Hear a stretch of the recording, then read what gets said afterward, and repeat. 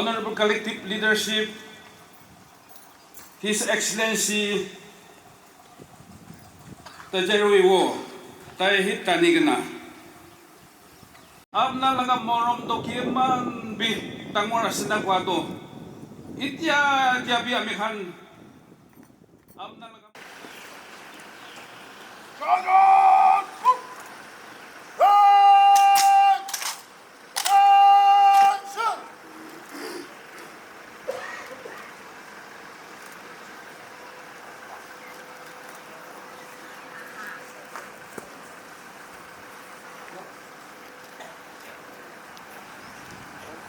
Will give national salute. Present arms. Flag of Jehovah's power, flag of His merciful love, the emblem of His power. On the occasion of the 47th Republic Day celebration, 21st March 2026, CSQ Hebron. Praise the Lord, praise the Lord, praise the Lord. Countrymen, for the last 46 years, we have been celebrating this day, the 21st March, to commemorate the establishment of the government of the People's Republic of Nagalim. Today, we gather once more to honor this historic milestone, reflecting our spiritual duty, tireless effort, sacrifices, and political resolve. It is a divine blessing that nobody can take it away.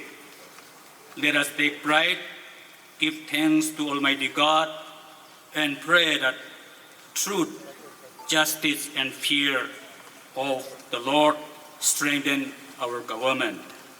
Countrymen, we are here today. What we are here today is because of the bravery and spirit of patriotism of our martyrs.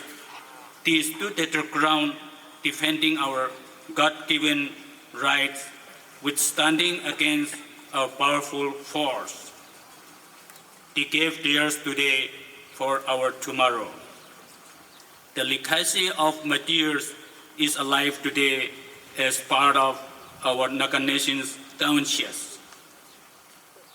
And the truest honor from us, the living, is to live by the principles of justice and truth, the champion. Let us continue to uphold the value they fought for. Countrymen, in the context of what we are going through, I am compelled to address the subversive policies and betrayals of the government of India toward our nation. This is a blatant betrayal of truth, breach of trust, or subversive character of highest severity. Today, state-sponsored terrorism unfolds through the Indian security forces as Kuki narco-terrorist groups target the Naga village in Manipur in coalition with the Indian security forces. These surrogates, Kuki militants, are creating hovering provocation leading to chaotic confrontation. Countrymen, our history is alive to tell us that the Naga people sovereignty rights were made known to the British Empire and to the present government of India in no uncertain terms.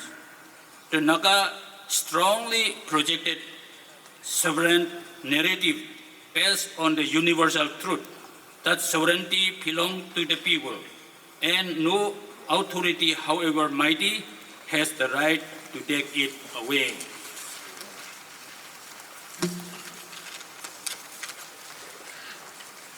The story of our sovereignty status as a people and as a nation began with When the Naga Club submitted a memorandum to the Simon Commission on 10 January 1929, wherein it was put on record that Nagas should be left to determine their own future as an independent people.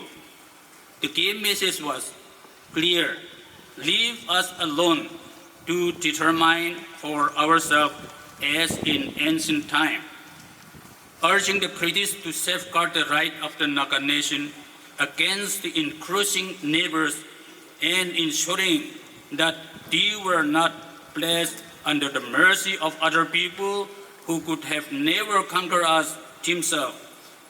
Upon the British withdrawal from India, this petition has been recorded in history as landmark memorandum and regarded as the cornerstone of the Naga political movement to safeguard the historical and sovereign rights of the Nagas.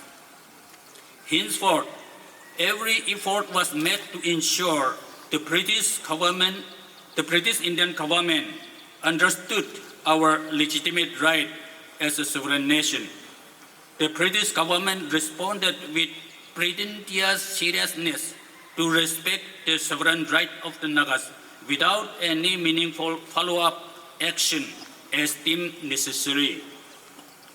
In the first place, Hyderabad Agreement, known as the 9-point agreement, was signed in June 1947 between the government of the British India and the Naga National Council.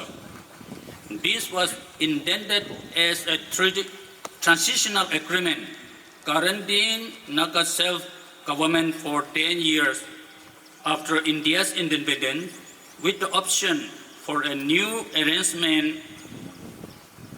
agreement on our future status. However, the betrayal followed.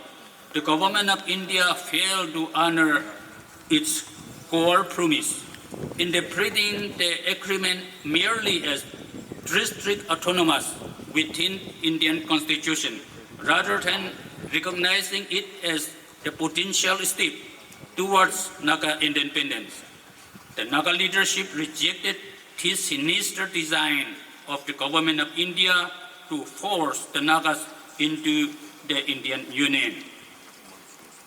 The brilliant stance that followed against the Nagas forced the NNC leadership under Azad Fizo to approach Mahatma Gandhi, the father of Indian freedom movement, from the British rule. On 19 July 1947, the NNC delegation met Mahatma Gandhi at his Panki colony in New Delhi. This encounter marked a political turning point for the Naga aspiration when Mahatma Gandhi candidly affirmed, God and ungod, the Naga had every right to be independent if they chose not to join the Indian Union. Ultimately, the NNC declared Naga independence on 14 August 1947, one day before India's own and cable the United Nations and foreign embassies in New Delhi. Every care was taken that there was no violation of the international standard while declaring the Naga independence. Another betrayal took place in the form of 16-point memorandum. This was signed on July 26, 1960 by a selected few Nagas who treacherously used the unmandated nomenclature Naga People Council, NPC, without consulting the bona fide resistance fighters spearheaded by Naga National Council, NNC. Significantly, this was a clandestinely arranged by Intelligence Bureau, IP, headed by the 10th Director P.N. Malik, to sideline the resolute NNC. The main objective of the memorandum was creating the state of Nagaland within India to nullify the 1951 plebiscite for sovereignty, dividing the Naga society and excluding much of Naga inhabited areas. The Naga People's Resistance Movement, headed by the NNC, argued that the 16-point memorandum was a betrayal for this reason. The memorandum was viewed as an attempt to internalize the Naga issue by making it a domestic issue of Indian government rather than an invasion of Naga country by India.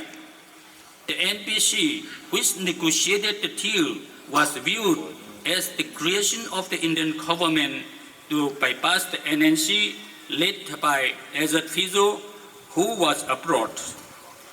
The memorandum had goals to form the state of Nagaland, covering only a portion of the Naga inhabited areas, ignoring the larger goal of Naga unification. The deal created deep division within the Naga society, fostering mistrust between those who accepted the statehood and those who are defending full independence of their country. It was a sellout that ignored the imminent sacrifices made for a sovereign Nagalim state. The 16-point memorandum failed to establish peace in Nagaland, as fighting continued unabated. In 1964, ceasefire took place between the government of India and the federal government of Nagaland, Nscn, to pave the way for political solution.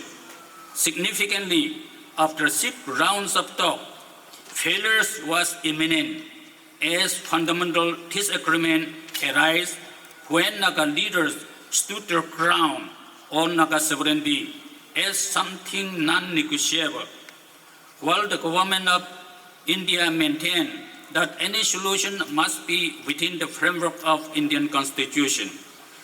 This was a breach of international law, as Nagaland sovereignty cannot be placed at the negotiating table. On November 11, 1975, Government of India and a section of Naga National Council signed the so-called Shillong Accord after having created a volatile situation in Nagaland to coerce the Naga freedom fighters to agree to dictated terms and conditions to avoid inviting the worst from the government of India. To the Nagas, this is considered as betrayal because it represented a capitulation to Indian sovereignty. Under the deal, it forced the surrender of arms and unconditional acceptance of Indian Constitution without addressing the core demand for Naga independence and self-determination, thereby effectively abandoning the 1951 plebiscite mandate. What made the Shillong Accord as betrayal is that it was against the resolution adopted by Naga Huho on 5 September 1974 at UNCD. Having realized the failure of the past in establishing peace in Nagaland, the Congress government under the Prime Ministership of P.V. Narasimha Rao approached the Nscn collective leadership in 1995. Finally, ceasefire was signed between the Government of India and the National Socialist Council of Nagaland, effective from 1st August 1997, to pave the way for political dialogue for a peaceful, honorable, and amicable solution. After 5 years of tough talking, the unique history of the Nagas and the situation was officially recognized by the Government of India on 11 July 2002 in Amsterdam, Netherlands. Following the recognition of the unique history of the Nagas, the Indo-Naga political talk gained momentum. Significantly, it took another 13 years for the government of India to accept the historical reality and the truth behind the Naga history. When historic framework agreement was signed on 3rd August 2015 in New Delhi at the official residence of the Prime Minister of India, Narendra Modi, it was given a high-profile political signing ceremony with dignitaries from the government of India and members of National Socialist Council of Nagaland and civil society leaders. The agreement was hyped as revolutionary breakthrough. It was live telecast worldwide. Importantly, framework agreement reflect the truth of the Naga history as a sovereign nation. In the subsequent years following the signing of framework agreement, the changing attitude of the government of India towards the much hyped framework agreement was glaringly seen as India created the treacherous situation to betray the leader and spirit of the framework agreement. A dangerous, premeditated violation of trust took a predominant role in treating the Naga political issue. Thus, preterious was the policy India adopted to destroy the framework agreement, demeaning the political identity of the Nagas. It was a treacherous breach of trust all the way as India started reviving the archaic policy of the British rulers to use the Kuki nomads by openly arming them against the Nscn. So despicable and deceitful that Indian security forces dared violence against the Nscn using the Kuki militant groups as their surrogate force. The latest incident where the Indian security forces were caught working hand in glove with the Kuki militants as they burned down the Tangkhul houses at Litan, Sarekung. They were seen working hand in glove with the Kuki militants wearing face masks. This violates not only the established ceasefire ground rules, but violated the international law as well. This despicable episode has to be exposed globally, including at the UN. We should spare no effort to inform the world on this treacherous character of the government of India and open defiance of what has been agreed upon. Countrymen, why I'm using this word treacherous against the government of India is for violating the spirit of political agreement, a breach of trust, hypocrisy, and the shift from legality as reflected in the framework agreement to opportunism. The duplicitous double telling as imposed by the government of India is done to deceive us by presenting a full face. We have been stabbed in the back, which is a cowardly betrayal of the Naga people's trust. Countrymen, taking into account how the Nagas have been seriously treated by the government of India, we must redefine our courage and resilience, pledging to stand firm amid betrayal and flattery. Above all, let us believe that God works all things, including justice, for good. Vengeance is His. It is my firm belief, if we maintain our trust on what God can do for us, He will certainly bring justice in His perfect timing, allowing us to move forward without having to seek retribution against those who betrays their Nagas. Thank you for your patience. I have spoken longer than planned. Signed, Kyutugu. Thank you.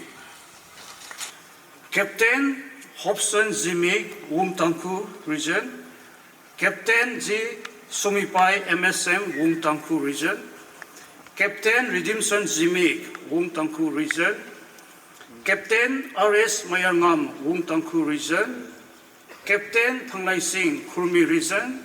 And finally, Captain Simrai Mung Sirik, Wumtangku Region. On behalf of the government and the assembled gathering, I extend my heartfelt congratulations to the promoted officers and wish them a good health and divine guidance in their future endeavor. Kuknalim. Today, some of our bygone as well as contemporary leaders will be honored with different categories of award. Mr. R.H. Rising,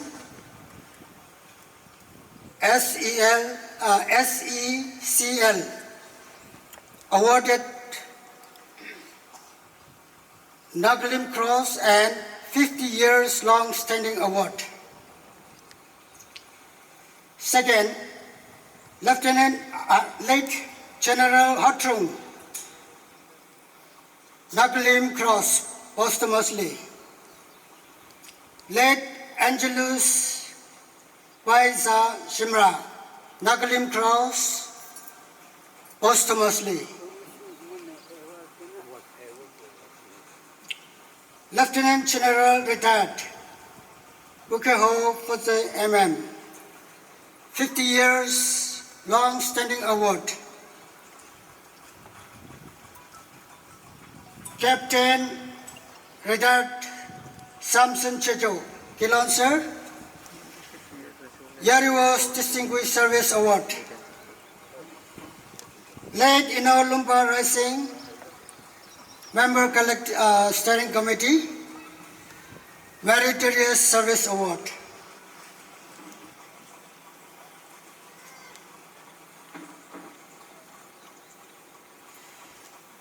Next, late Chasipito Nagi, Yariwas Distinguished Service Award. Next, late Ino Captain Kekido Yaptomi, Meritorious Service Award. Now, as I read out the name of our leaders, I request our Excellency the Yariwo to kindly raise up from where he is to give away the award. First, may I call upon Sir R.H. Rising to come forward and receive his award.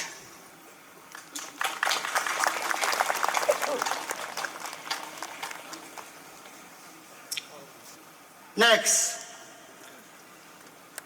late General Hotrung Yim. This award will be received by his grandson, Orlando Yim. I call upon Mr. Orlando Yim to kindly come forward and receive the award. Thank you so much. Now, may I call upon Swart Shimra, Joint Secretary, the third son of late Angelus Baija Shimra. Swart Shimra, he is the third son of our respected late Angelus Shimra.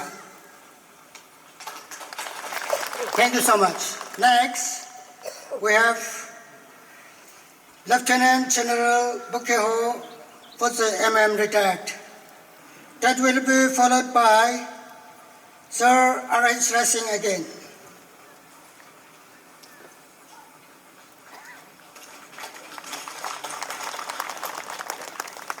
this will be 50 years of long-standing service award. Okay. Next, late Lumba Rising, Meritorious Service Award. This service award will be received by his lady wife, Mrs. Leshinao Rising, Deputy Councillor. Thank you.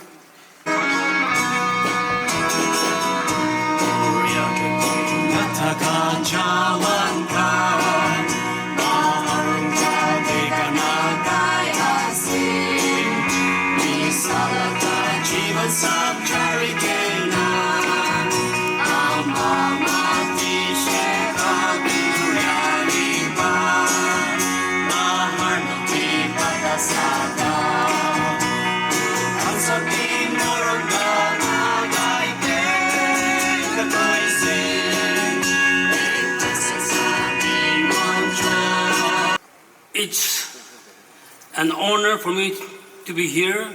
I don't deserve this privilege to stand on an occasion like this, and more so as a guest.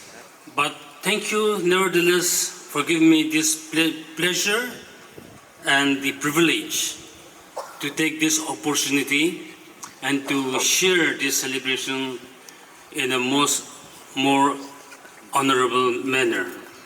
I keep recollecting this because in one of our journey with some of the leaders of Nscn to Papua New Guinea, Australia, Bougainville, to study peace processes of other countries, Mr. Angela Simre, we were together, and we often slept in the same room most of the time.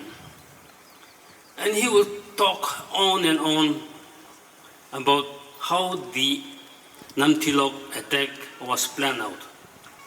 This Namtilok incident to me is extraordinary because I understand that they were specially trained, hand-picked Indian commandos trained by the United States Army in Mizoram. There's a special anti-terrorist training center, as they call it, a school, where they still continue to train.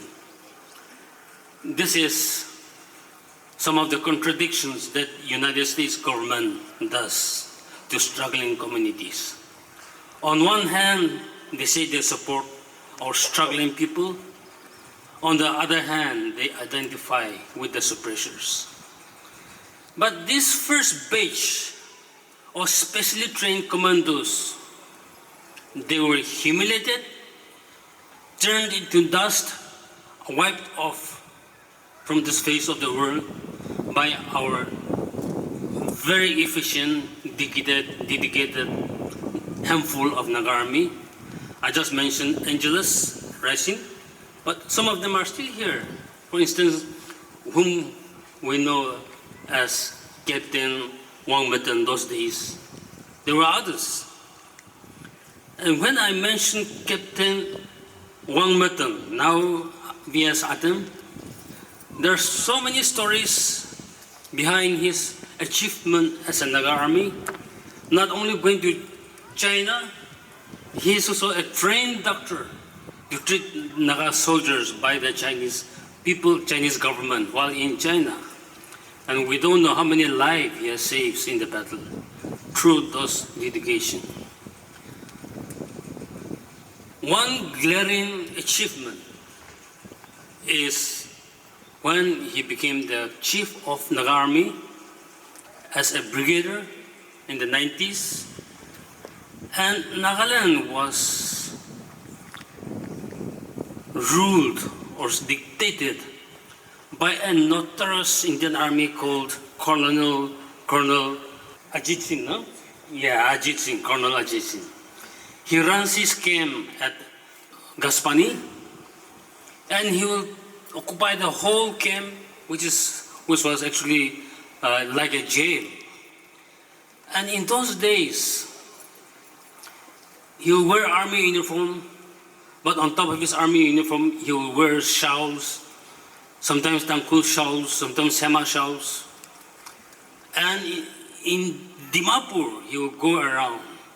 And if he meet any young man, whether it is Naga army or not, any person going around, even in winter, he will slap, he will beat, he will kick, he will terrorize anybody who are wearing tangkul shawls or sema shawls. Our general, that time Brigadier Army Chief, known for his whatever valor and glories, he could not catch him. He tried so much hunting for our Naga Army Chief. And since he could not catch him, he threw an open challenge through the newspaper. General Vira Satem gladly accepted his challenge. And on that appointed day or place or whatever, somewhere near Purana Bazar, in Purana Bazar Road, Ajit Singh and his convoy was blown to Kingdom Come. He was humiliated, defeated, and though he did not die, he is crippled for life. And we can begin by those social media heroes in the WhatsApp group or Instagram or whatever, teaching our negotiators, Nscn, NNC, where they have gone wrong, where they can go right. Every day they are quarreling among themselves, just sitting inside the comforts of their home and blaming that Nscn should have done that, done this. Today, what are Nagas doing? Cookies, this and that. Well, come out of their home, contribute, and then you can teach others. But you want to push others to the precipice, push them inside the hole where there is only death. Maybe since they're not going and dying on your behalf, you want to criticize them. What we can do is start identifying each and every social media heroes. And when ceasefire breakdown, we'll train them and put them in the front zone of the war. And even for the Nscn, I think we should be more careful not to use social media for issues. I've seen people saying that group has that much gun, that group has so much weapons. Well, in every group there are agents. And every group there are Nagas. If there are 10 people in one group, there will be at least 2 spies, informers, even among Nagas. We're in that situation. So if we need to talk something important, we can always talk face to face. When the Naga movement for freedom started, there was no telephone, there was no taxis, no buses, no vehicles, forget about telephone, mobile phones. Even letters, there was no post office. But they could convey messages from Nagaland to London when necessary. Today, what has become of us? We have dehumanized ourselves and we're roaming the streets as if we're the most intellectual people in the world. Sorry if I've offended some of you, but if we mean business, let's talk business. Thank you so much, ladies and gentlemen. Bisi kotha na kobo. Itia olop koble mun thakato. Negotiation do Indo-Naga talk ito. It's going to be 30 years. Ek shal laga kotha hai ase ite to. 30 years hoble ek shal hi thake ase. Naga Khan ki phapina kore ase. Indians Khan logo shadam di hole to tai Khan laga phapina to kote chai ase itu to asani bra sapha sapi tiki bias de. Amakhan Naga Khan shuru time de takot pra shuru kurise itia shal uthi thake manu to baola kyana shina tuk hoi jana shina nil hoi jana shina dekhi payas de. Indian people logo dusman koran hoi de kin koran hoi de kinto Indian government hi uniform lakai di gana banduk di gana jo apana khan khushi koribi British laga martial law itu code korigana itu national pathan miti naga public khan pukhible na para hoible na para shuru kora hai ase. Still we take Indians public as our neighbors. Yes, amakhan laga pishas to framework sign korise Indian government signatory representing the Prime Minister, the government of India. Itu ke amakhan hi under duress the framework agreement sign koribile diane de. It was signed in the presence of Prime Minister and his host of ministers and host of highly placed bureaucrats who were holding the reign of the administration. Iman shal kotha kori ahi kana apna khani hoy apna khan laga history alak ase sign kori rakhishe hoy larai violent conflict to apna khan naga khan para shuru korana hai ko to itu bhi apna khan manishe hoy koi kana sign kori rakhishe aji to ki kotha koy ase Kashmir laga issue to naga khan ke compare na koribi tai khan to Indian Union di chuk koribo bole sign kori kana thaka manu khan ase ko time de hole to tai khan jawab dibile na pare last hole to 2019 de 3 months ultimatum lukai kana tishe negotiation table de question kora dem de hole to aish international to there is nothing as such bole koi she Pitori hole to lukai kana kam kore ase dikhishe baba buiwahi hangshishe India laga lukai to hele lukable chanile koribi lukable na chanile pap amakhan naga papa khani ko to hele frog to hele muk to chinda de khushi gana rakhibo pukur to lamba bara pahar de rakhibo itune shena apna khan laga lukai gana kam kora to itune shena dikhi paya ase de ko time de Mr. Aran Ravi to aish Mr. Muwa itune shena to kono ba manu para na puchi gana noha kotha koile bi itu ke to bishas na koribo na itune shena to kitte bi amakhan accept na koribo to itu to negotiation chai gana iman serious kori gana kotha kori gana thaka time di international laga kotha to negotiation itu proceed na koribile nimiti progress na koribile nimiti koa kotha ase ho kam ase ho negotiation. I give all honor and glory to our Almighty God for this wonderful day, and I thank Him for His continued guidance and protection. It is indeed a great privilege for me to address you all on these historic occasions of Naga Republic Day. The nation is profoundly grateful and to the pioneers of their visions and insight in laying a firm political foundations for our people, because of which we are able to stand up today with dignity and pride. The Naga people pays tribute and homage to many martyrs who have made their sovereign sacrifice for a noble cause. I salute all Naga patriots for their selfless sacrifice in the pursuit of long-cherished Naga dreams and aspirations.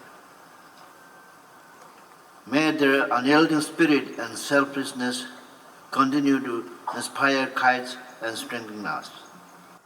I, on behalf of the Naga Council Dimapur, actually program আমার Naga Council Dimapur দিয়া নাই হলে B দিয়া announce করেছে Naga Council Dimapur কোয়া কারণে আমি আচানক খড়া হইছি আমি কি কব কি নকব I don't know anything how to say হলো I know Naga government of the people Republics of Nagaland 47 Republic Day celebration আমি বেশি খুশি জানাই দিয়াস আমার নাগা মানুষ কোথা তো বেশি কয় অ্যাকশন তো কমতে আসে আমার নাগা মানুষ মতি ইউনিটি কয় হলে বি ডিসইউনিটি থাকে আমার নাগা মানুষ আমি বিলাক মই খেল নাগা মানুহ কাৰণে ইটো মুখ পৰা কয় হলে বি কাম অ্যাকশন তো ইটো নাই আজি আমি Naga Council on behalf পৰা যিমান ইয়াতে আমাৰ পাব্লিক বিলাক অৰ্গেনাইজেশ্যন আলাগ আলাগ বিলাক ইয়াতে আহিছে আমি কেন ভাবনা একটা আজি সেৰুস ভাবনা একটা লইলে বেশি ভাল হব গুণ আমি তো জানাই দি আছে And my home so wide, with hills and rivers far and wide, I plant a seed, I lend a hand, I care for every grain of sand. I'll shine in my land, I'll do what's right, with honest heart and future pride. I'll stand for peace, I'll stand for truth, in Naga's light as proud young youth. I follow rules, I speak with grace, and spread some joy in every place. The Global Naga Forum pay our highest respect and heartfelt tribute to all those who have served the Naga nation with sincerity, dedication, and immense sacrifices. Many have laid down their lives, while others have endured hardships beyond measure. Their unwavering commitment has kept the spirit of the Naga movement alive through generations. For this, Global Naga Forum remains forever indebted. However, as we reflect on our journey, we must also confront a hard truth. The history of the Naga political movement has been marked by repeated instances of deceit, betrayal, and missed opportunities. Since 1997, the government of India has entered into ceasefire agreements with various Naga groups at different points in time. Yet, after nearly 3 decades, there is still no tangible or honorable solution in sight. I bring warm greetings on behalf of the Office of the Naga Student Federation on this 47th Republic Day of the Naga people. Our history is not just a series of events, but let me tell you, it is a saga of resilience, courage, and unyielding pursuit of sovereignty. Today, it marks a pivotal moment in our history, the 47th Republic Day of the Naga people. As we reflect the significance of this event, which stand as a testament to the unwavering resolve of the Naga people. On this day, the youths, the Naga youths, and the students, headed by the Naga Student Federation, pave our highest respect, honor, and tribute to those who have laid down their lives for the Nagahood, for the Naga nation.